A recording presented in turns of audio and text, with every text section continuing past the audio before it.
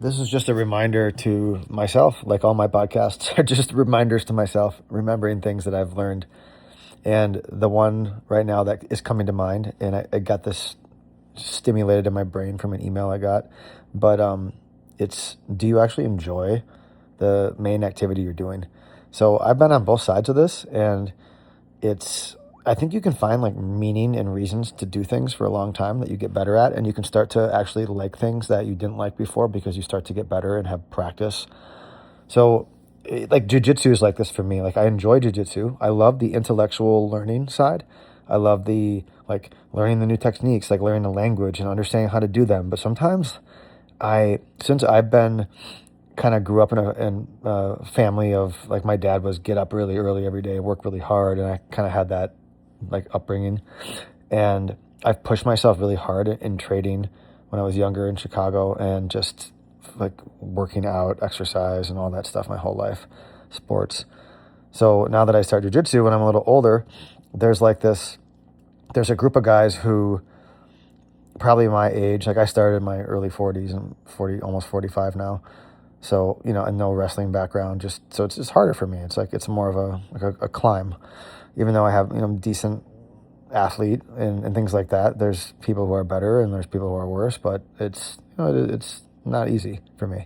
It's not like I played tennis and I jump into pickleball. That's easy for me because I played racket sports my whole life. So this is different.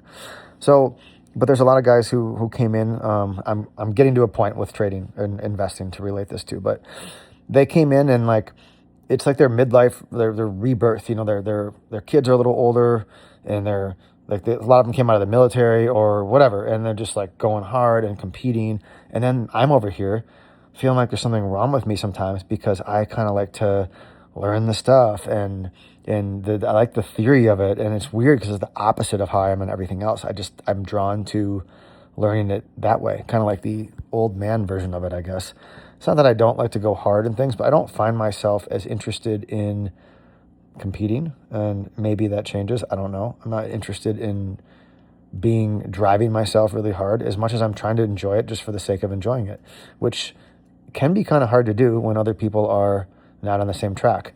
You got to kind of find your place, but it's like playing tennis with people who are way better than you, way worse than you. It kind of doesn't happen. You tend to play at your level, but in this other sport, you kind of are in with everybody. So you got to find your way through that. So the relation of that to my trading and investing career is that when I started it, I always just knew in my bones, like from a young age, that I wanted to do it. I just always loved it. No matter how brutal and how hard it was, I always wanted to do the mundane, shitty, crappy work. I didn't mind it. I didn't mind plotting my trades by hand for 10 years. I didn't mind trying every single style you can think of, joining different groups, swing trading, position trading, fundamental trading, technical trading, futures trading, options trading, like you name it, I've tried it. Selling premium, getting run over, mean reverting doesn't work for me. Trend following, all this stuff, divergences, global macro, don't do any macro. I mean, earning strategies for stocks. Like I could go on and on and on. And I've just invested probably a few years in all of these things at some point, even alongside of something else that's working. And so my point of this is that I, for whatever reason, just love doing the work. It's hard to compete. I'm not competing with anybody, but my point is I've survived a long time, like in, 23 years or something, whatever it is, 24 years. And I think the reason I've survived so long is because I love doing all the stuff that maybe a lot of people don't like doing. Like I like doing it for the game itself. I just enjoy the study, the curiosity, the game, the learning new things, the reading books about it, the tinkering, and I just like all the parts of it. And I think that adds up to results at some point, even though there's brutal struggles and other things in there. And for a lot of people, that might not be the case, but it is the case for something else. And I think finding that something is very important because it overrides so many other things. So back to the jiu-jitsu, there's a lot of people who want to put in grinding hard work and do things that I just don't want to do. So I'm not going to be as good as them. Even though I started when I was older, like I see some people who started at my age who are willing to do all that. And I'm kind of like, yeah, I just want to go and have a little fun and learn some stuff and get a workout. And I like it. And I go with my wife, and my kids used to go. They'll hopefully start going again. And it's kind of a family thing, an activity, and I'm glad that we're all doing it together. But there's just not, like when I was in tennis, like 5 or 6 years ago, I hired like a coach, and could do competitive tournaments and was just so into it, like die hard. I kind of ruined it for myself, honestly, with that attitude. But I just, I kind of made it unfun at some point. But I was really just like, how to 150 tosses of the ball on the serve the same way, get the elbow up, get your feet planted, transfer your weight on your ground strokes, work on your footwork. I was like really trying to like dial in to be better, and then eventually I'd run into people who played in college and I didn't, and I'd lose no matter how, some of them like 40 years old. I mean, for Christ's sake, I'm not going to beat someone who played Division I college tennis. It's just too late in life to climb that ladder as much. And I think I wore myself out and stopped doing it. I had some injuries, but I also stopped because I got tired of myself, of having to try to be better and better, and realized that it's just not going to happen for me, whatever that level is. And so you see a lot of people go through this where they ruin it and make it not fun. So I think somewhere in here, there's a message to enjoy the game that you're playing and really just enjoy it and appreciate it for the sake of doing it, and find where you like doing that. And that's an area where you're probably going to have a lot of success. Like really focus on that area, because you might want to do more of the mundane after, because you kind of are riding the wave of how good that feels to just enjoy what you're doing. It's not just supposed to always be a grind. And for people who love it, the grind is not really a grind. So it looks like the grind, but it's like, yeah, but they love it in a way. So you're never going to compete with anybody in a situation where they have that and you don't. But I think what you can do, in other things like I do with my jiu-jitsu, you can find things, other reasons like being in with your family and getting exercise and learning something new to sustain you through it and enjoy it. But I think it does feel good to really go after something and be really good at something that you enjoy at the level of like an obsession almost.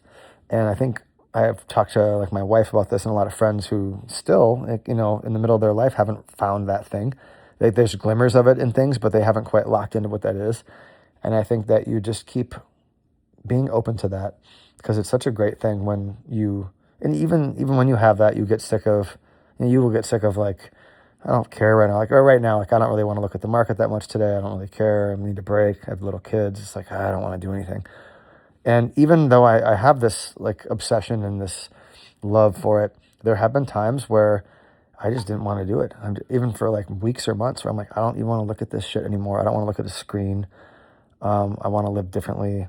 And then what happened is I kind of transitioned into this going on walks to a coffee shop and researching things a little deeper and building this whole like technical system where trades come to me and I use the AI to find groups that look like they're setting up. And then they come to me, and then I look deeper into a few of the stocks, and I kind of like have transitioned into this kind of a hybrid strategy of like a little bit of everything. But all this stuff, like all the short-term trading, the futures trading, the order flow, the getting screwed on only fundamental trades and listening to management conference calls, like, and all that stuff that happened is all useful now. Like it all comes back around and it helps me. Like it's all wisdom that's in there. And pain, from losing on, and remembrance and all of that, like it does pool together to make, so there's no mistakes. Like there is no, nothing you do is wrong. Nothing that you've tried and failed at it's it's cheesy, but it's like that Thomas Edison, I tried 1,000 things, it didn't work. So I didn't waste my time. I know like all these reasons that it's not going to work. And I think what I would add to that is not going to work for you, because it might work for somebody else. Like certain strategies would work for one personality, one type of person who has a certain lifestyle, a certain what's the word? Like you're predisposed based on your training and all the things, the people around you, to do things a certain way, to hold stocks for 10 years or to go really, really deep and be a detective and Michael Burry, whatever, and that stuff. Yeah, great. I mean, I find some of it interesting, but that's not really my style. And there's also a lot, this has turned into a ramble fest now, but there's a lot of stuff about different things are morally higher investment than others. Like if you're not holding something for 10 years, you're a gambler, and you are not becoming, you're not owning a company, you're not owning the people, you're not doing it the right way. And I don't necessarily think that's true. I think that I remember I used to get mad about it, and I don't have that attitude anymore. But I think you have to do how you make your money and what you decide to be good at is just a way of providing a living for yourself and for your family. And you can do all kinds of different things for that. It doesn't really matter. There's no higher way to do it. You're not better than somebody else because you can hold Costco for 10 years where the other person had to trade in and out every 6 months. Or, that holding it is probably better for most people. I think more trading is bad news for pretty much everybody. But some people, it's not. And it doesn't mean you shouldn't try if you really want to do it. It just means that more activity, usually you get in your own way. But I think that there's a lot to be said for having trading skills and figuring out better entries, becoming a little less stupid about crowd positioning, sentiment, euphoria, time to get out, time to protect yourself. I think all that is really smart. And it all plays into kind of my approach and what I've learned. And yeah, as I've gotten older, I want to hold longer, move a lot more money, stay in positions, ride these big waves of society further, but use the trading skills. And I'm like, how can I enter in the middle of a big push and take a nice chunk, and then maybe I take some off. Maybe some of it goes to a long-term account, and the rest of it's okay. And I've actually have two accounts now. I have like a swing position account, and then I have a longer account. The longer account, usually it's always more than 6 months. It could be 2, 3, 4, 5 years for some of the trades if they're working, and I can keep adding to them. And the other account is more of like, okay, let's see if I can, keep the equity curve going up, be strategic. It's okay if it's shorter term. And there's no better way to do it. There's just a way to do it that you can do it. And all of it is about the things that you've tried and what really paying attention to what feels good for you. I mean, it sounds stupid, like, oh, do what feels good. Oh, great, I'm gonna sleep in, play video games, and do drugs all day. It's like, yeah, but that's a different kind of feel good. This is the kind of feel good that's like I'm alive, like time's going by, like I'm in a zone. I like this work. I could go all day doing this that's the kind of work that that's the stuff that is what we're talking about. And keeping, when you're in that stage, keeping all the noise out. There's just noise everywhere, and it's really just you versus you in your own little world. And sometimes I feel like, man, if I could just shut off all news and all things, I would do even better. But then sometimes that news helps me find things and just see what everyone else is thinking and doing. But when you do that, you can't help but get that some of the trash and the poison comes into your mind. So it's hard to do one or the other, but that's the world we're in. So you make the best of it, how you have to do it. But yeah, so long story short is really embracing and appreciating and just noticing the things that seem to make time go by. And I'm kind of having a reflection on that right now. Just grateful that it's been this many years, and I still have that. I think the last thing I'll say is I think all this AI stuff with the technology has really helped me sustain even more, because I love to tinker and make better record keeping systems and let's see if I can, I'm doing these trades with these technicals that I like. Let's see if I can bring more of them to me. Let's see if I can get them to work in China. Let's see if I can do that kind of stuff. And then I've talked to another guy who I know has been trading longer than me, like 35 years or something. And he really pointed out, he's like, you got to simplify even more and more. Really, really simplify. Like strip everything away and see what's left. Kind of like that first principles, Elon Musk stuff that he mentions a lot in his interviews. But and that's been helpful because I want to have it be as simple as possible. And my best trades are always ones that I could explain to like an 8-year-old or something. So I'm trying to really embrace that and knock out all the noise. Like a lot of the futures trading, it's just been noise for me now. Until it's really busy, like COVID or something, I don't need to do that stuff. It's not worth it. The stress is high and the risk is high. And it's just a very special time for that stuff now. And that used to be like what I used to do all the time. So the market's also changed a lot too. But now we have these huge like waves of money moving into certain areas. So it shows up on the chart. And if you study things that move, you see that they moved in similar ways. So, I mean, some of the tools that I built, the McClellan summation index, and I use it on like individual, like I have an AI basket and I have like sub baskets within AI of like, connectivity and cooling and whatever. This is nuclear, all this stuff I have. So I have that, and I've back tested it. So I kind of know when things look good or don't. And then I have I used to use Elliott Wave when I was futures trading, and they made us study it and read books on it. Kind of got proficient in that, and some people think it's bullshit, but I think it's a good probabilistic set of tools to use where you don't always quite know if you're on the right counts, but it can, once you learn it enough, it can help you become, I would just say, a little less stupid with your entries and maybe a little more, okay, this might be the last push. If it comes back here, I got to get out, or I'm going to get in here, and if I'm wrong, it shouldn't go below here, like that kind of stuff. Or if it comes right back, I'll try one more time. It can help set you up for that kind of stuff. So I do mix that in for my entries and exits as well. And it's funny because whenever I get out of a trade that seems like whenever I do a great sale, I feel like an idiot at the time. It's funny how that always works. And then later on, it's a good sale. So a big part of my year this year was spent building more fundamental processes because I didn't have a lot of that. So I worked with a friend and I really beefed that up. So I'm feeling much better about that. And then the other part of it was being a better seller, because being a buyer is one thing. To get good execution and find the right times to buy is a totally different skill set to being a good seller. It's just almost like a team can have a good offense and a good defense, but they're kind of unrelated sometimes. And being a good seller is about noticing like max euphoria when things are priced in for everybody else, for noticing like there's a lot of technical things. That guy, Jesse Stein, has a book, Insider Buy, Super Stocks, and he mentions some good technical sell rules, and I've always used some of those, kind of adapted and made my own as well. Gaps above big weekly trend channels on news that we already know, 4 or 5 advances off a 10-day moving average, and then it tries, it can't do it the next time, and things like that you can kind of keep an eye on.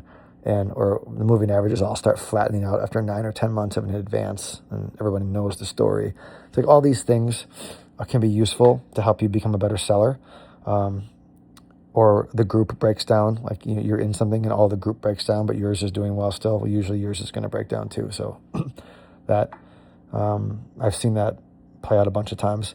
So all these things that you can choose to focus on different things at different times. Like for a while, it was just buying, get better execution, because with futures during the day, execution was everything, because you would just get out quickly, and so execution was much more important. But I noticed with stocks, like holding things overnight and being a position trader, or a trader who, or even even if you're holding for 6 months or a year, your exits are super important because they can gap down, they can just start running, and you can't really get out easily. You have to be aware of like how to get out. And I think you need a fundamental and a technical and a sentiment type filter for that to do it right. Whereas futures, it's more short term during the day. It's a little different. Entry was because you're a leverage product and your entry was so important. You don't want to take heat. You could trade bigger if you could just see some profit, get some out, get some off, and then you were doing okay. But with the stocks, I don't really always care if they go against me a little bit in the beginning. Not trading on as much leverage, if at all. And my exits, because I'm holding longer, are very important. So that was a huge focus that I did pretty good with. So this year, my big focus is going to be on having a process that's more simplified. So I just encourage everyone to look at what they're doing and super simplify it. Try to make it right down to the very best stuff that you're doing and cut the rest of it out. That's where I'm at right now with what I'm doing, because I've built so many things this year that I want to simplify now.